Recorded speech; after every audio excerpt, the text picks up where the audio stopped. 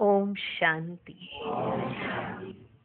आज की तारीख है 20 सितंबर 2015। अव्यक्त महावाक्य, अव्यक्त बाप दादा, रिवाइज कोर्स की मुरली, जिसकी ओरिजिनल डेट है 28 जनवरी 1980। मुरली का सार: संपूर्ण ब्रह्मा और ब्राह्मणों के संपूर्ण स्वरूप के अंतर का कारण और निवारण। क्या कारण है कि अभी आप अपने संपूर्ण स्वरूप में अपने आप को कभी कभी देखते हो? कभी दिखता है, कभी नहीं भी दिखता है। ऐसा ही है ना? कभी लगता है कि अभी हम बहुत ऊंची स्टेज पर हैं, कभी ऐसा नहीं लगता है, कभी लगता है कि हम बहुत नीची स्टेज पर हैं। तो ये नीची और ऊंची स्टेज में अंतर क्यों है? ब्रह्मा बाप जैसे थे वैसे दिखते थे। हमारे संपूर्ण स्वरूप में और हमारे आज के रूप में अंतर क्यों है? क्या कारण है और उसका क्या निवारण है? भगवान कारण बताकर छोड़ नहीं देंगे, उसका निवारण भी बताएंगे। अब निवारण पता चल जाएगा तो कारण को खत्म करना पड़ेगा। वो कौन करेगा? हम बच्चे। बाप पढ़ा रहे हैं, पढ़ना हम बच्चों को है। बाबा चित्र दिखा रहे हैं, उस चित्र समान बनना हम बच्चों को है। बाकी सब मदद बाबा करेंगे। तो आज की मुरली का सार: संपूर्ण ब्रह्मा और ब्राह्मणों के संपूर्ण स्वरूप के अंतर का कारण और निवारण। आज हर एक बच्चे का डबल स्वरूप देख रहे हैं। हर एक बच्चा अपने ऊपर इस बात को समझे कि आज बाबा ने मुझे ऐसे देखा। कौन से रूप में? डबल स्वरूप में देख रहे हैं। कौन सा डबल रूप? एक वर्तमान पुरुषार्थी स्वरूप, दूसरा वर्तमान जन्म का अंतिम संपूर्ण फरिश्ता। एक जो अभी समय चल रहा है, इसमें हम सब क्या है? पुरुषार्थी स्वरूप है। और दूसरा वर्तमान जन्म का, ये जो संगम पर हमारा जन्म है, इसका संपूर्ण फरिश्ता। इस समय हम सो हम के मंत्र में पहले हम सो फरिश्ता स्वरूप है, फिर भविष्य में हम सो देवता रूप है।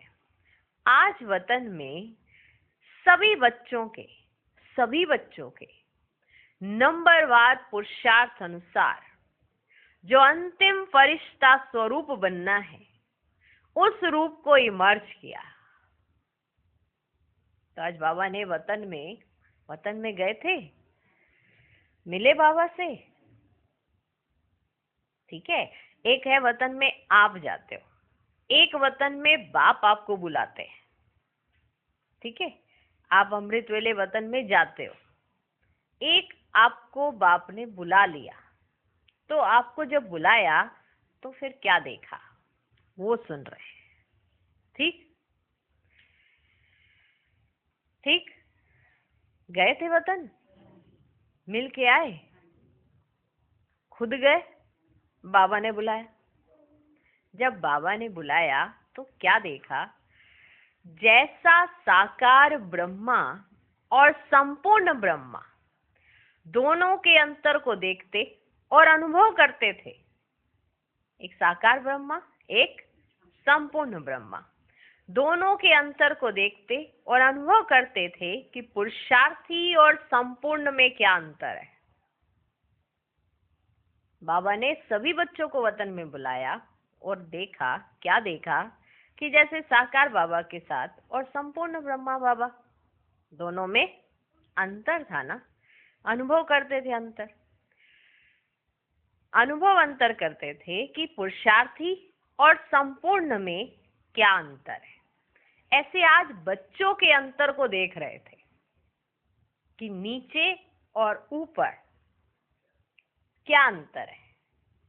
दृश्य बहुत अच्छा था।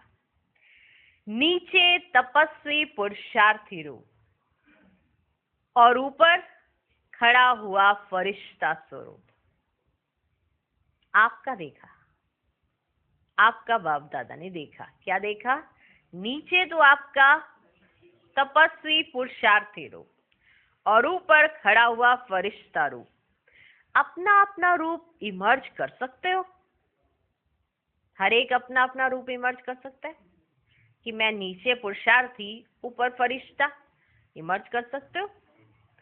अपना संपूर्ण रूप दिखाई देता है, दिखाई देता है, दिखाई दे रहा है संपूर्ण रूप। संपूर्ण ब्रह्मा और संपूर्ण ब्राह्मण, संपूर्ण ब्रह्मा और संपूर्ण ब्राह्मण हर एक समझते हैं कि ब्रह्मा और हमारे संपूर्ण रूप में कितना अंतर होगा। समझते हो इस बात को कि ब्रह्मा बाबा के संपूर्ण रूप और आपके संपूर्ण रूप में कितना अंतर होगा। समझते हो इस बात को? नंबरवार तो है ना। वहां क्या हुआ? कहां पर? वतन में। वहां क्या हुआ? नंबरवार फरिश्ता स्वरूप बहुत बड़े सर्कल में राज्य दरबार के रूप में इमर्ज था। लाइट के शेड में अंतर था। बहुत बड़े सर्कल में सब फरिश्ते खड़े थे, पर लाइट के शेड में अंतर था। फरिश्ते सभी थे, लेकिन किसी की लाइट ज्यादा थी, किसी की थोड़ी कम, किसी की उससे कम, किसी की उससे तेज, ऐसे था। लाइट के शेड में अंतर था। कोई विशेष चमकता हुआ रूप था, कोई मध्यम प्रकाश का रूप था, लेकिन विशेष अंतर मस्तक के बीच चमकती हुई मणि के रूप में आत्मा का था। आपका सूक्ष्म फरिश्ता रूप आप देख रहे हो, ठीक है? उससे एक शरीर से, आपके फरिश्ता स्वरूप शरीर से लाइट्स निकल रही, पर एक लाइट जो विशेष अंतर था, वो कहां से अंतर था? मस्तक से जो लाइट निकल रही थी। किसी की चमक और लाइट का विस्तार, अर्थात लाइट फैली हुई ज्यादा थी। किसी की चमकती हुई लाइट थी, लेकिन फैली हुई नहीं थी। किसी की लाइट एकदम चमक रही थी और फैली हुई नहीं थी। किसी की लाइट ही कम थी। कहां से दिखाई दे रहा था? यहां से। बाप दादा ने सब बच्चों के अंतर को चेक किया। बाप दादा ने सर्कल में देखा, सब फरिश्ते खड़े हैं। आपको दिख रहे? आप सभी हो ना? हो ना? आपको दिख रहा है? आपकी लाइट तेज और फैली हुई है या तेज है, फैली हुई नहीं है? आप अपने आप को देखो जरा। दिख रहा है? लाइट तेज है या फैली हुई है या थोड़ी सी कम है? बाप दादा ने सब बच्चों के अंतर को चेक किया तो देखा यंत्र की स्पीड तेज है। यंत्र की स्पीड तेज है। पुरुषार्थी और संपूर्णता दोनों की समानता का अंतर भी ज्यादा दिखाई दिया। एक पुरुषार्थी, एक संपूर्णता, दोनों की समानता का अंतर भी ज्यादा दिखाई दिया। जैसे विज्ञान के यंत्र की स्पीड तेज है, वैसे समानता के पुरुषार्थ की स्पीड उससे कम थी। माना यंत्र तो ठीक काम कर रहा है जो करना चाहिए, लेकिन जो समानता होनी चाहिए वो, माना जो आपका संपूर्ण स्वरूप है वो पुरुषार्थी में दिखाई तो देना चाहिए ना, तो वो कम थी। बाप दादा की रिजल्ट के ऊपर रू रिहान चली। बाबा ने देखा कि ये अंतर आ रहा है, इतना बड़ा अंतर आ रहा है नीचे और ऊपर वालों में। तो बाप दादा की ये जो रिजल्ट माना बाबा देख रहे थे, तो उसके ऊपर बाबा की क्या चली? किन के बीच में? बाप दादा के बीच में। माना ब्रह्मा बाबा, शिव बाबा, शिव बाबा, ब्रह्मा बाबा, दोनों आपस में चिट चैट कर रहे हैं कि बच्चों की ऐसी हालत देखकर कि नीचे और ऊपर बहुत बड़ा अंतर है। तो बाबा की क्या चली? क्या चली? रू रिहान चली। चिट चैट कहो, रू रिहान कहो। चिट चैट यहाँ का शब्द है, रू रिहान वतन का शब्द है, ठीक। बाप दादा की रिजल्ट के ऊपर रू रिहान चली कि इतना अंतर क्यों। ब्रह्मा बाप बोले, देखो माँ सबसे पहले बोलती है ना अपने बच्चों की, है ना, थोड़ा सा। ब्रह्मा बाप बोले, ध्यान से सुनना, चिट चैट चली, आप हो वहां पे, आप भी सुन रहे हो कि दोनों माँ बाप क्या बात कर रहे हैं। होता है ना, माँ बाप से बात करती है, बाप माँ से बात करते हैं, तो बच्चे भी बीच में सुन रहे होते हैं क्या कह रहे हैं, हमारे बारे में ही बात कर रहे हैं। अब माँ बाप अपने बारे में तो बात नहीं करेंगे, किसके बारे में बात करेंगे, बच्चों के। ये क्या अवस्था बनाई, तो माँ क्या बोली होगी, सुनो। ब्रह्मा बाप बोले, मेरे सभी बच्चे नॉलेजफुल हैं। क्या है, नॉलेजफुल है। शिव बाप बोले, नॉलेजफुल के साथ त्रिकालदर्शी भी है, समझने और समझाने में बहुत होशियार है। शिव बाबा बोले, है ना, माँ बोली कि बहुत बच्चे नॉलेजफुल हैं, तो बाप बोले त्रिकालदर्शी भी हैं, समझने और समझाने में बहुत होशियार है। जो खुद को समझ आ जाती चीज वो समझाने में कितनी आसान है, वो हम बहुत अच्छे से कर लेते हैं।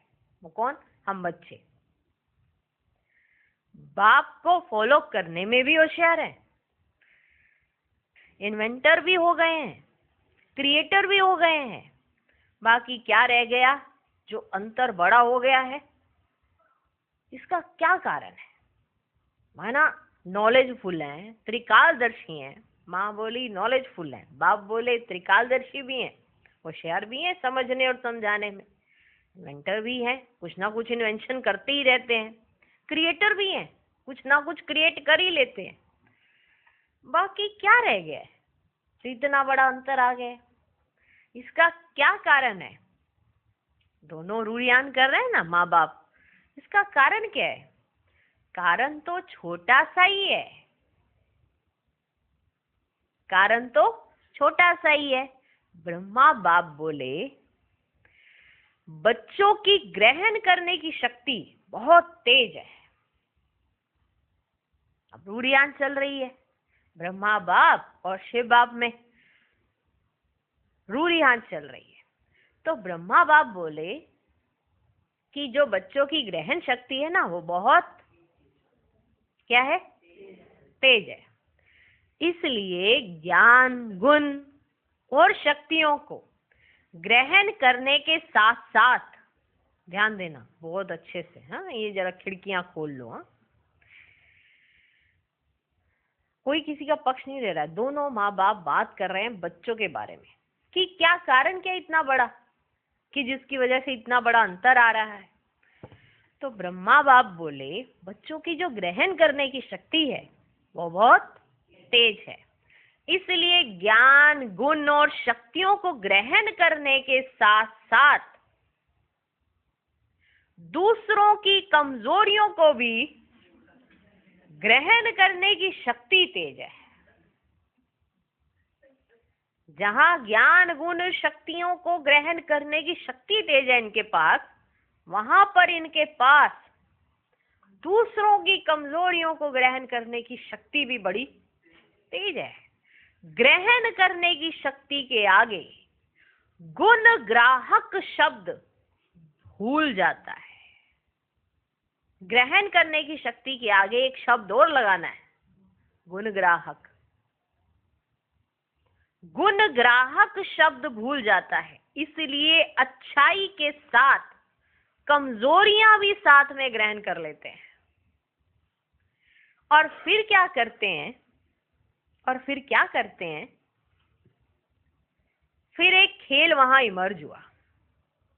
रूरियान चल रही थी ना वतन में, तो फिर एक खेल वहां इमर्ज हुआ। ध्यान देना, बहुत अच्छी रमणीकता से बाबा ने सबकी पोल पट्टी खोली है। फिर एक खेल वहां इमर्ज हुआ, कहां पर, वतन में। जो यहाँ आपकी प्रदर्शनियों में एक चित्र भी है, आपका चित्र दूसरे लक्ष्य से है लेकिन रूपरेखा वही है। वह चित्र है शांति का दाता कौन। एक चित्र है ना, माना हर एक दूसरे से पूछता है कि कौन देगा शांति, कौन देगा शांति, माना कहाँ है, ठीक है। है ना चित्र जिसमें सब मूंझे हुए हैं, ऐसे ऐसे ऐसे, याद आया? वह चित्र है शांति का दाता कौन। ऐसी रूपरेखा से कुछ बच्चे इमर्ज हुए। फिर क्या हुआ? फिर क्या हुआ? कोई एक कमजोरी की बात पहले नंबर में खड़े हुए बच्चे को सुनाई गई कि ये बात तीव्र पुरुषार्थ के हिसाब से ठीक नहीं है। जो उनकी कमजोरी थी वो एक पहले बच्चे को सुनाई गई जो ऐसे लाइन में खड़े हुए थे, समझ रहे हो? सुनाई गई और उनको कहा गया कि आप तीव्र पुरुषार्थी बनने वाली आत्मा हो, आप तीव्र पुरुषार्थी हो, तो आपके मार्ग में ये वाली बात तो ठीक नहीं है। तो क्या हुआ? उसने इशारा किया दूसरे की तरफ, उसने इशारा किया दूसरे की तरफ कि ये मेरी बात नहीं है, लेकिन इनकी बात है, इनकी बात है, इनकी, मेरी बात नहीं है ये इनकी बात है। दूसरे ने कहा, अच्छा चलो फिर दूसरे पे गए। दूसरे ने कहा कि तीसरे ने भी ऐसे ही किया था, तब मैंने किया। चौथे ने कहा कि ये तो महारथी भी करते हैं। पांचवें ने कहा कि ऐसे संपूर्ण कौन बना है? हाँ? कौन बना है संपूर्ण? छठे ने कहा अरे यह तो होता ही है। सातवें ने कहा फिर तो संपूर्ण होके सूक्ष्मतर में चले जाएंगे। आठवें ने कहा बाप दादा तो इशारा दे रहे हैं, करना तो चाहिए, लेकिन संगठन है, ना चाहते भी कुछ कर लेते हैं। ऐसे पुरुषार्थ की बात एक दूसरे के ऊपर देखते और रखते हुए बात ही बदल गई। बाबा किस बात को लेकर चले थे और लास्ट तक आते आते वो बात का रूप ही बदल गया कि अभी कौन संपूर्ण बना है। अगर इतनी जल्दी संपूर्ण बन गए तो मेरे को तो बाबा ऊपर ही बुला लेंगे। इतना तो चलता ही है, अभी इतना भी थोड़ा करना होता है। तो ऐसे ऐसे जो रूप था बात का, वो बात ही बदल गई। कहाँ से शुरू हुई थी कि बच्चे तीव्र पुरुषार्थी, ये बात तो अच्छी नहीं लगती, बात ही चेंज हो गई। ऐसे आजकल का प्रैक्टिकल खेल बहुत चलता है। एक से को दूसरे पे डाल देगा और दूसरे से को, हाँ तो तीसरे से पूछ लो ना, वो भी तो इन्वॉल्व ही था उसके अंदर, उसको उससे पूछो। अब उसने चौथे से पूछा, चौथे ने कहा उसने कहा था तीसरे वाले ने, मैंने कर दिया। माना तुम्हारे में बुद्धि नहीं है क्या? ऐसे ऐसे करते करते बात का रूप ही बदल जाता है। तो ऐसे आजकल का प्रैक्टिकल खेल बहुत चलता है और इसी खेल में लक्ष्य और लक्षण में महान अंतर पड़ जाता है। लक्ष्य कितना ऊंचा और लक्षण फिर देखो कौन बना है संपूर्ण। अभी कहाँ इतनी जल्दी थोड़ा संपूर्ण बन जाएंगे, फिर वो तो पता नहीं चला जाऊंगा। तो ऐसे लक्ष्य और लक्षण में महान अंतर पड़ जाता है। तो कारण क्या हुआ? तो कारण क्या हुआ? इसी संस्कार के कारण संपूर्ण संस्कार अभी तक इमर्ज नहीं हो सकते हैं। जो आत्मा के संपूर्ण संस्कार है, जो उसकी ओरिजिनलिटी है, वो अभी तक इमर्ज नहीं हो पाती है, इसी एक संस्कार के कारण। तो बाप दादा बोले इस खेल के कारण पुरुषार्थी और संपूर्णता का मेल नहीं हो सकता। यहाँ पुरुषार्थी वहां संपूर्णता, ये मेल क्यों नहीं हो रहा है? इस एक खेल के कारण। वो खेल है, मूल कारण ग्रहण करने की शक्ति है, लेकिन गुण ग्राहक बनने की शक्ति कम है। ग्रहण तो कर लेते हैं, माना किसी की कमी कमजोरी अडॉप्ट करनी हो, चुटकियों का काम है। किसी में बुरी आदत अच्छी लग जाती है, बस क्या चीज ग्रहण करनी है क्या चीज नहीं ग्रहण करनी है ये आप अपनी बुद्धि से सोचो, लेकिन ग्रहण हो गई। अंदर से अच्छी लगी, जो चीज अच्छी लग गई वो भले वो बुरी थी लेकिन अडॉप्ट हो जाती है। तो ग्रहण करने की शक्ति तो सभी बच्चों में है, तभी बाबा के बच्चे बने ना, तभी ज्ञान ग्रहण कर पाए। लेकिन आगे वो जो शब्द लगाना है वो भूल जाते हैं। वो शब्द है गुण ग्राहक, उसको ग्रहण करना है, गुणों को ग्रहण करना है। तो जैसे हम सोचते हैं, जैसा हमारा व्यक्तित्व है, वैसा ही तो हम सोचेंगे ना। मूल कारण ग्रहण करने की शक्ति है, लेकिन गुण ग्राहक बनने की शक्ति कम है। दूसरी बात, इस खेल से भी समझ में आ गई होगी कि अपनी गलती को दूसरे पर डालना आता है, लेकिन अपनी गलती को महसूस कर स्वयं पर डालना नहीं आता है। अपनी गलती को दूसरे पर डालना आता है, इसके कारण हुआ ना ऐसा। वो डालना बहुत सहज है, लेकिन अपनी गलती को स्वयं महसूस करके उसको चेंज करना नहीं आता है। अपनी गलती को महसूस कर स्वयं पर डालना नहीं आता है। इसलिए बाप दादा ने कहा कि नॉलेजफुल हैं, छुड़ाने में होशियार हैं, लेकिन स्वयं को बदलने में कम। नॉलेज तो है सब बातों की, स्वयं को उन बातों से छुड़ा भी लेते हैं। क्यों? क्योंकि बहुत सी बातें हैं बच्चों के पास, डाल भी देते हैं दूसरों के ऊपर और खुद को एकदम पाक साफ एकदम शो कर देते कि हमारी तो कोई गलती ही नहीं थी। ठीक है ना? इसलिए बाप दादा ने क्या कहा, क्या है? बाप दादा की रूह यहाँ चल रही है। बाप दादा ने कहा कि नॉलेजफुल है, छुड़ाने में होशियार हैं, लेकिन स्वयं को बदलने में कम। और भी एक कारण निकला, वे क्या होगा? और भी एक कारण निकला। एक ये कारण था कि दूसरे पे डाल देते हैं बहुत जल्दी और गुण ग्रहण नहीं करते, कमियां ग्रहण कर लेते हैं, कमजोरियां ग्रहण कर लेते हैं और बहुत सहज वैसे ही बन जाते हैं जैसे सारे होते हैं। इसे कहा जाता है कि कम से कम अपने अच्छे संस्कार, ओरिजिनल संस्कार तो ना छोड़ो, अपनी विशेषताएं तो ना छोड़ो, जिसको देखकर दूसरा भी उस विशेषताओं को ग्रहण करे। लेकिन वो पहले छोड़ देते हैं, दूसरे की कमी कमजोरियां वो जल्दी अडॉप्ट कर लेते हैं। और भी एक कारण निकला, वे क्या होगा? जिस कारण से प्रत्यक्षता होने में कुछ देरी पड़ रही है, वह कारण है स्वचिंतन। स्वचिंतन, स्व के प्रति स्वचिंतक और औरों के प्रति शुभ चिंतक।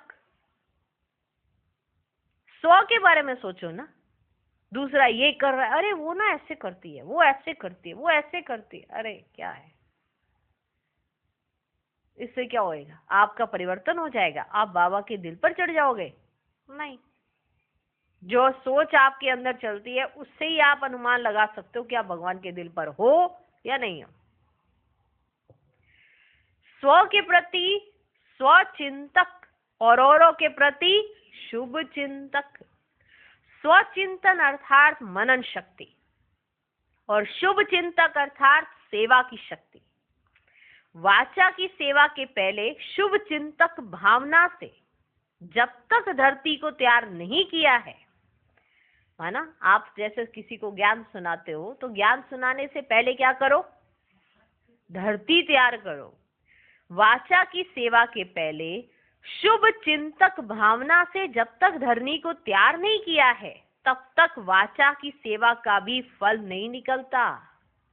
आप भले कितना भी सुना लो, किसी को असर नहीं होता अगर आपने उससे पहले धरती तैयार नहीं की। इसलिए पहले सेवा का आधार है शुभ चिंतक, माना उनके लिए अच्छा सोचो जिनकी सेवा करने जा रहे हो। अब आपके अंदर ये चलने लगे, ये तो समझते ही नहीं, ये तो करते ही नहीं, चलो आज फिर ट्राई करते हैं, सुनते हैं कि नहीं सुनते हैं, तो शुभ तो नहीं सोच रहे।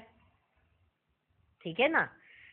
इसलिए पहले सेवा का आधार है शुभ चिंतक। यह भावना आत्माओं की ग्रहण शक्ति बढ़ाती है। अगर जिसने सुनाना है उसके अंदर ये आ गया कि मेरे को इनके लिए अच्छा सोचना है और अच्छा करना ही है, तो जो सुनने वाली आत्माएं हैं उनके अंदर एक ग्रहण करने की शक्ति आ जाती है, जिज्ञासा को बढ़ाती है। इस कारण वाणी की सेवा सहज और सफल हो जाती है। कब होगी वाणी की सेवा सफल? जब पहले धरती तैयार होगी, और धरती किससे तैयार करनी है? शुभ चिंतक से।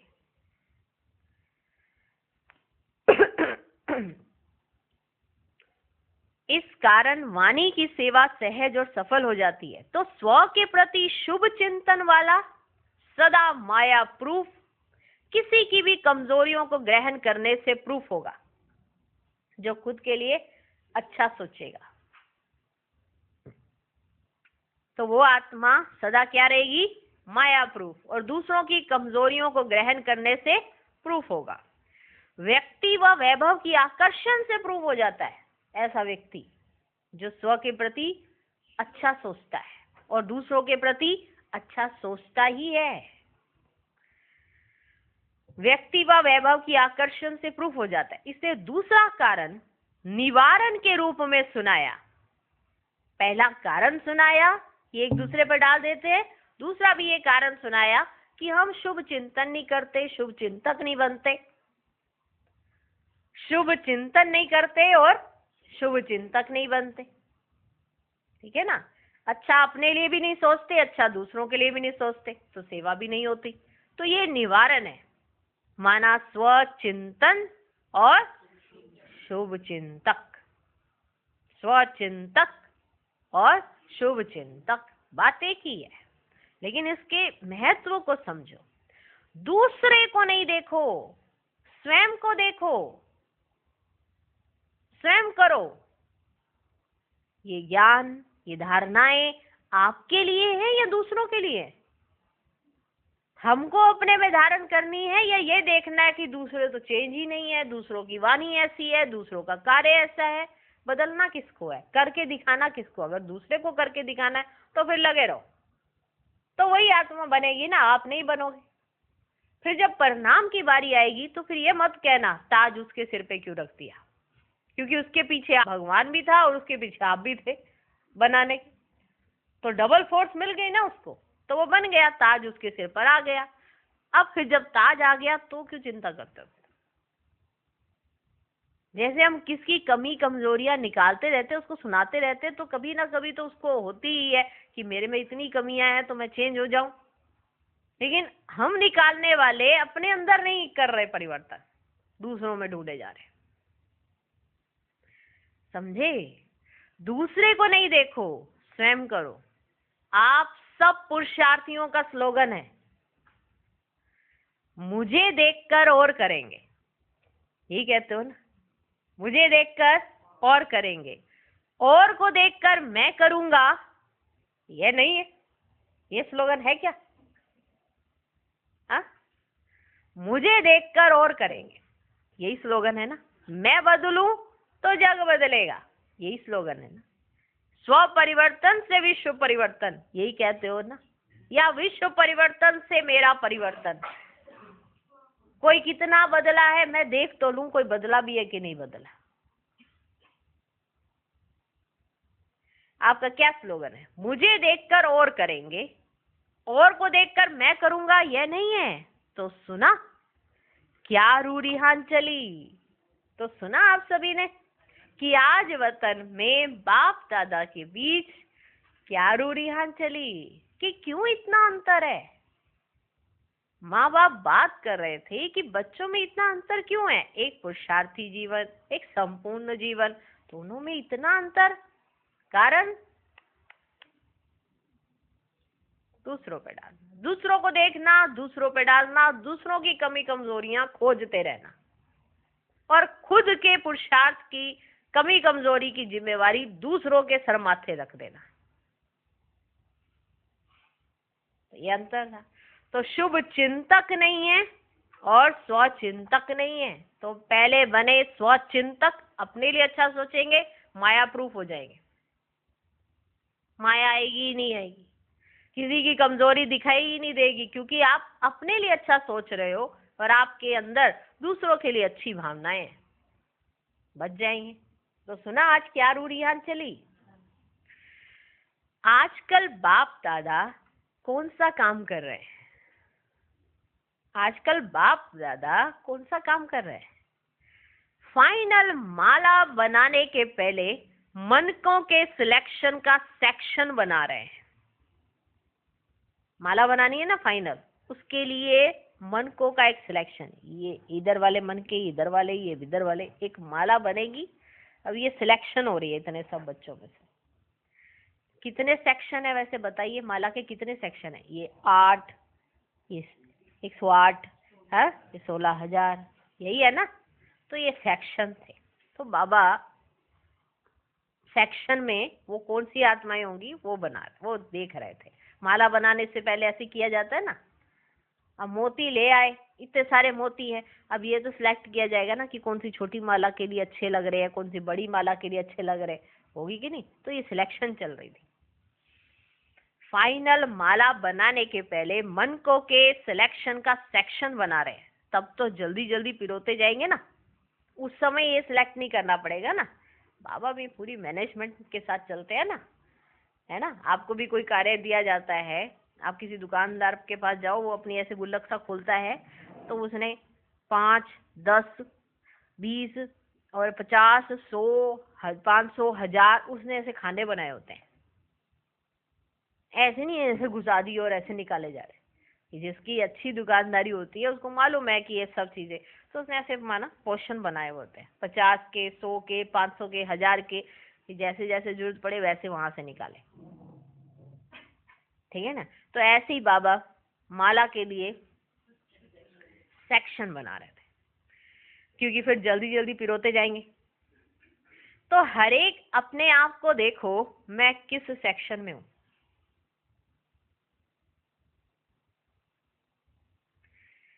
नंबर 1 है 8 रतन, और सेकंड है 100, और थर्ड है 16,000।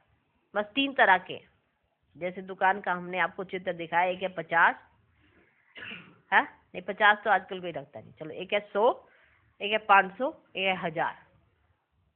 ठीक है। अब आप 1000 वालों में से हो माना, वहां तो एक है 8, एक है 8, एक है 100, एक है 16,000। कौन से सेक्शन में बैठी हुई आत्मा? सारे 8 वाले में घुस जाएंगे ऐसे करके। एक्टिविटी हो ना, वो भी तो देखना पड़ेगा ना, मेरी एक्टिविटी है 8 वाले डब्बे के अंदर घुसने वाली। नंबर 1 है 8 रतन, और सेकंड है 100, और थर्ड है 16,000। नंबर 1 की निशानी क्या है? बताओ बताओ। अब 1,000 का नोट है तो 1000 के नोट की कोई निशानी तो होगी, 1 और 3 जीरो है। अनपढ़ भी होगा, उसको 1000 के नोट का बड़ा पता होएगा, है ना। माताएं पढ़ी लिखी नहीं है, पर ये भी पता है 1000 है, 500 है, मालूम रहेगा ना। अब आप कौन से सेक्शन वाली आत्मा हो? 8। हाँ, ना अच्छा लगता है ना सुन के। 8 जिन पे विशेष भगवान की नजर रहती है, विशेष। 100 उससे थोड़ी सी कम, माना रहती तो है, उससे थोड़ी हल्की सी। फिर 16,000, फिर तो आगे तो माला ही नहीं है। तो नंबर 1 की निशानी क्या है? नंबर 1 आने का सहज साधन है। नंबर 1 आना, सारे चाहते हैं मेरा, मैं आगे आ गया हूँ, आगे आगे। कौन है जो आगे नहीं बैठना चाहता? बस बाबा हो और मैं हूँ।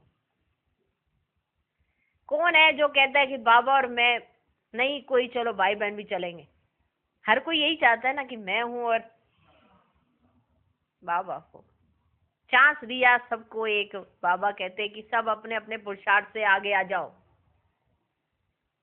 जिसका जैसा पुरुषार्थ है वो जरा आके नंबर पे अपनी सीट पर बैठ जाए, और सच्चाई सफाई से बैठना। ये नहीं कि 1 नंबर पर आकर बैठ जाओ, वैसे भी 1 नंबर पहले भी रिजर्व है, बैठ ही नहीं सकते।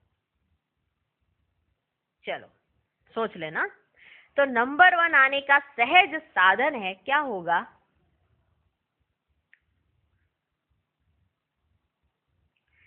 जो नंबर 1 ब्रह्मा बाप है, उसी वन को देखो। अगर आगे आगे आना है तो बाकियों को मत देखो, क्योंकि वो तो फिर अभी चले अभी रुके, अभी चले अभी रुके, वो कभी बैठ भी सकते हैं, ठीक है ना। तो जो नंबर 1 आत्मा है, उस नंबर 1 को देखो। जो नंबर 1 ब्रह्मा बाप है, उसी वन को देखो। देखने में तो होशियार हो ना, देखने में तो वैसे ही आपको बहुत तेज आंख है, दूसरे की कमी दिखानी हो तो फट से पता चल जाती है, वैसे ही सुनानी शुरू हो जाता है। देखने में तो होशियार हो ना, बोलो हो है कि नहीं है? बाबा कह रहे होशियार है, हो ना। अनेकों को देखने के बजाय एक को देखो, अनेकों को देखने के बजाय एक को देखो, तो सहज हुआ या मुश्किल हुआ? सहज है ना, तो 8 रत्नों में आ जाएंगे। अगर एक को देखेंगे, जो एक को देखता है, जो बाप को देखता है, तो ये 8 रत्नों में आ सकता है। वाह, कितनी अच्छी निशानी है। खुश हो गए अंदर से, लेकिन प्रैक्टिकल लाइफ में एक दूसरे को देख नहीं जाए, क्यों कर रहे भाई, मैं नहीं चल सकती इन लोगों के साथ, ये ऐसे ही है, ये ऐसे ही है, इनके साथ नहीं मैं चल सकती। नंबर 1 आना है तो एक को देखो, फिर 8 में आ जाएंगे। सेकंड और थर्ड को तो जानते ही हो, सेकंड और थर्ड को तो जानते ही हो, लेकिन आपको किसको देखना है? नंबर 1 आना है कि सेकंड थर्ड चलेगा? कौन कहते हैं कि सेकंड थर्ड भी चलेगा? आना तो जाएंगे, क्या फर्क पड़ता है? नहीं चाहिए ना, बाबा की नजर नहीं जाएगी सेकंड थर्ड पर, सबसे पहले जाएगी फर्स्ट पर। सेकंड और थर्ड को तो जानते ही हो। जैसे भाग्य में अपने को आगे करते हो, मिलने के चांस हुए, मेरे को मिलना चाहिए ना। जैसे भाग्य में अपने आप को आगे करते हो, वैसे त्याग में पहले मैं, वैसे त्याग में पहले मैं। जब त्याग में हर एक ब्राह्मण आत्मा पहले मैं कहेगा, तो भाग्य की माला सबके गले में पड़ जाएगी। तो कौन सी माला? भाग्य की। जब भाग्य में कहते हो कि पहले मैं, तो ये भाग्य बट रहा है। तो जैसे भाग्य लेने में आप सभी कहते हो कि पहले मैं, ऐसे त्याग में क्यों नहीं कहते हो कि पहले मैं? त्याग में हर एक ब्राह्मण आत्मा पहले मैं कहेगा, तो भाग्य की माला सबके गले में पड़ जाएगी। आपका संपूर्ण स्वरूप सफलता की माला लेकर आप पुरुषार्थियों के गले में डालने के लिए नजदीक आ रहा है। आप हो नीचे पुरुषार्थी जीवन, ऊपर है आपका संपूर्ण स्वरूप, ठीक है। वो आपका संपूर्ण स्वरूप आपके गले में माला डालने के लिए नजदीक आ रहा है। अंतर को मिटा दो, हम सो फरिश्ता का मंत्र पक्का कर लो, तो साइंस का यंत्र अपना काम शुरू करे और हम सो फरिश्ते से हम सो देवता बन नई दुनिया में अवतरित होंगे। ऐसे साकार बाप को फॉलो करो, साकार बाप को फॉलो करो। साकार को फॉलो करना तो सहज है ना, तो संपूर्ण फरिश्ता अर्थात साकार बाप को फॉलो करो। आपको संपूर्ण फरिश्ता स्वरूप अपना लेना है, तो साकार बाप को फॉलो करो। आज कर्नाटक का जोन है। कर्नाटक की विशेषता बहुत अच्छी है। कर्नाटक वाले क्षमा पर परवाने बन जलने में होशियार है। वहां परवाने बहुत हैं, जलने में नंबर 1 है। जलने के बाद है चलना, जलने के बाद है चलना। तो जलने में बहुत होशियार हो, चलने में थोड़ा क्या करते हैं, चलने में चलते चलते बाई प्लांट बहुत दिखाते हैं। भावना मूर्त नंबर 1 है, माना भावनाएं बहुत है, नंबर 1 है। स्नेही और सहयोगी मूर्त भी है। कर्नाटक निवासियों की विशेषता रचयिता बनने में होशियार है ना। निर्माण करते हैं ना, वहां पर सब चीजों का निर्माण किया जाता है, तो रचयिता बनने में होशियार है। विष्णु बनना कम आता है, ब्रह्मा बनना अच्छा आता है। शंकर और विष्णु बनना कम आता है, शंकर विष्णु बनना कम आता है।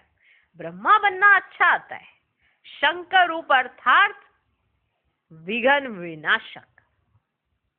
यहाँ शंकर रूप का क्या अर्थ है? विनाश करना नहीं, विघ्न विनाशक है, विनाश का ही स्वरूप। लेकिन किन का विनाश करना है? विघ्नों का। शंकर रूप अर्थात विघ्न विनाशक, उसका भी पुरुषार्थ अभी और ज्यादा चाहिए। फिर भी बाप दादा कर्नाटक निवासियों को मुबारक देते हैं। क्यों मुबारक देते हैं?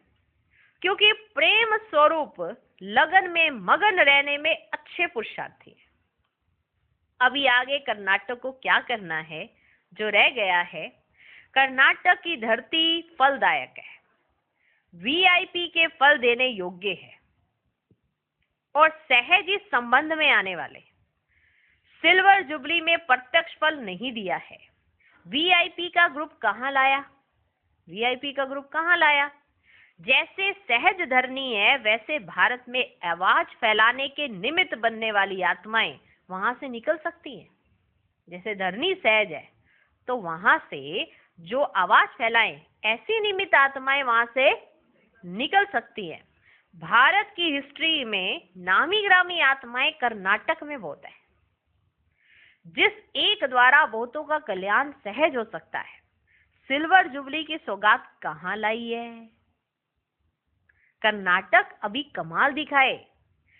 ऐसे सदा स्वचिंतक और शुभ चिंतक, सदा फॉलो फादर, स्व परिवर्तन से विश्व परिवर्तन करने वाले, ऐसे विश्व कल्याणकारी, सर्वात्माओं द्वारा सत्कारी, सदा त्याग में पहले मैं करने वाले, ऐसे श्रेष्ठ भाग्यशाली मास्टर सर्वशक्तिवान आत्माओं को बाप दादा का याद, प्यार और नमस्ते। हम रूहानी बच्चों की भी रूहानी बाप दादा को नमस्ते नमस्ते नमस्ते। Good morning, good morning, good morning. सेवाओं के लिए बाप दादा की विशेष प्रेरणाएं। सभी सेवा के अच्छे चांस आ रहे हैं। अभी सेवाओं के अच्छे चांस आ रहे हैं। साकार और निराकार दोनों को प्रत्यक्ष करने का समय समीप आ रहा है। इसमें क्या नवीनता करेंगे? हर फंक्शन में कोई ना कोई नवीनता तो करते हो ना। तो इस शिवरात्रि पर विशेष क्या करेंगे? अभी शिवरात्रि आने वाली है, तो बाप दादा कहते इस शिवरात्रि पर विशेष क्या करेंगे? जैसे पिछली बारी लाइट एंड साउंड का संकल्प रखा, तो हर एक ने अपने अपने स्थान पर यथाशक्ति किया। याद आया? हर एक को कहा था हर एक अपने घर में लाइट्स लगाएगा, ठीक है ना। तो ये उस समय है 1980 में, 1980 में भगवान ने कहा था कि लाइट्स एंड साउंड, वो सब ने किया। लेकिन अब आगे बढ़ो, अब आगे बढ़ो। क्या बढ़ो? वो सुनो। जैसे पिछली बारी लाइट एंड साउंड का संकल्प रखा, तो हर एक ने अपने अपने स्थान पर यथाशक्ति किया। शिवरात्रि पर जैसे गीता के भगवान को सिद्ध करने का लक्ष्य रखते हो ना, लेकिन कटाक्ष करते हो, तो लोगों को समझ में नहीं आता है। जब आप शिवरात्रि पर समझाते हो, तो एक कटाक्ष के तौर पे समझानी देते हो। ये ऐसा नहीं है, ये ऐसा नहीं है, शिव और शंकर में अंतर है ना। डरा रहे हो क्या? तो एक कटाक्ष होता है, माना मर्यादा ही नहीं होती, मान नहीं होता, सम्मान नहीं होता। लेकिन कटाक्ष करते हो तो लोगों को समझ में नहीं आता है। इसके लिए इस बार शिवरात्रि के दिन 2 चित्रों को विशेष सजाओ। एक निराकार शिव का, दूसरा श्री कृष्ण का। विशेष दोनों चित्रों को ऐसे सजा कर रखो जैसे किरणों का चित्र बनाते हो ना, किरणों का चित्र बनाते हो ना। शिव का भी किरणों वाला चित्र सजाया हुआ हो और श्री कृष्ण का भी किरणों का चित्र सजाया हुआ हो। विशेष दोनों चित्रों की आकर्षण हो। श्री कृष्ण के चित्र की महिमा अलग, शिव की महिमा अलग। कटाक्ष नहीं करो, लेकिन दोनों के अंतर को सिद्ध करो। स्टेज का विशेष शो ये दो चित्र हो। जैसे कोई भी कॉन्फ्रेंस आदि करते हो तो कॉन्फ्रेंस का जो सिंबल सजा कर रखते हो, कोई भी कॉन्फ्रेंस होती है तो उसका एक सिंबल बनता है ना, उसको सजा कर रखते हो, फिर उसका अनावरण कराते हो। ऐसे शिवरात्रि पर कोई भी वीआईपी द्वारा इन दोनों चित्रों का अनावरण कराओ और उन्हें थोड़े में पहले उसका अंतर स्पष्ट कर सुनाओ। फिर सभा में भी इस टॉपिक पर जिस समय शिव की महिमा करो तो भाषण के साथ साथ चित्र भी रखो। भाषण करने वाले साथ साथ चित्र दिखाते जाएं, यह ये है, यह ये है, तो सभी का अटेंशन जाएगा। पहले अंतर सुनाकर फिर उनको कहो अब आप जज करो कि रचयिता कौन और रचना कौन। तो गीता का ज्ञान रचयिता ने दिया या रचना ने? तो इस शिवरात्रि पर ये दो विशेष चित्रों का महत्व रखो। श्री कृष्ण का चित्र, शिव बाबा का चित्र, शिव बाबा का चित्र, श्री कृष्ण का चित्र, दोनों में से ऐसे लाइट्स निकल रही। जैसे पिछली बारी जैसे लाइट एंड साउंड की टेप में कमेंट्री भरी हुई थी, वैसे नहीं, लेकिन प्रोग्राम के बीच में शिव बाबा का सजा हुआ लाइट का चित्र सामने लाओ और सामने रखते हुए सब लाइट बंद कर दो। जब शिव बाबा का चित्र सामने लाओ तो सामने रखते हुए सब लाइट बंद कर दो। उस चित्र की लाइट ही हो। फिर धीरे धीरे डायरेक्ट उस समय बाप की महिमा करते जाओ। महिमा करते उनको भी महिमा में लेते चलो।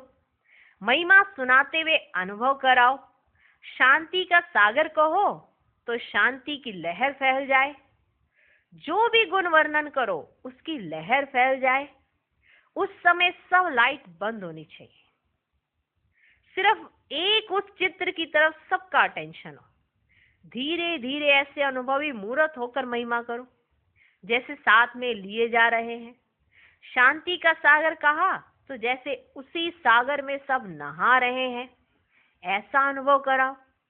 जैसे योग की कमेंट्री करते हो, धीरे धीरे वैसे उनको लक्ष्य देकर उसी रीति से बिठाओ तो एक अटेंशन जाएगा और दूसरा अंतर का मालूम पड़ जाएगा।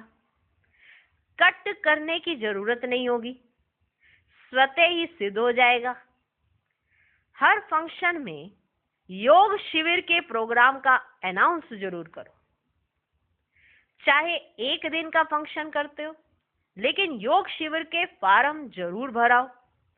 योग शिविर के फॉर्म का विशेष टेबल बना हुआ हो, उसमें नजदीक स्थान के लिए फॉर्म भराओ।